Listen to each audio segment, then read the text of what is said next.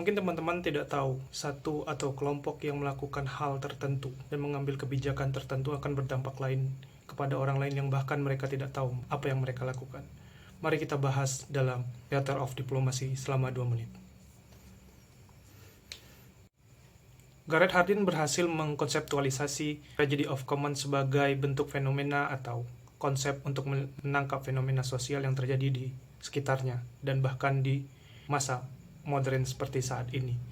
Tragedy of commons adalah konsep di mana kita mengetahui salah satu kelompok atau segelintir orang mengambil kebijakan dan bertindak mengakibatkan semua orang dunia tanpa batasan atau tanpa boundaries menerima resiko dari kebijakan tersebut.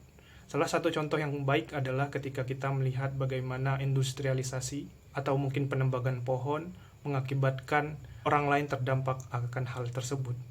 Karena itu, tidak memiliki batasan-batasan yang cukup.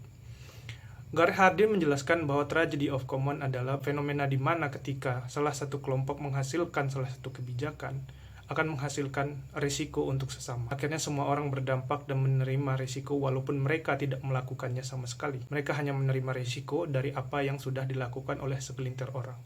Hal tersebutlah yang menjadi kekhawatiran Gareth Hardin, bagaimana kebijakan orang-orang yang salah akan mempengaruhi orang lain tanpa ada batas negara, dimensi, atau sosial dengan masyarakat.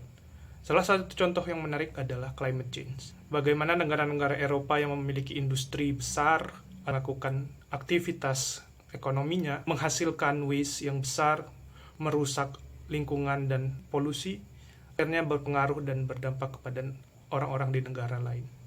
Beginilah bagaimana menjelaskan dan memahami tragedy of commons dengan sederhana.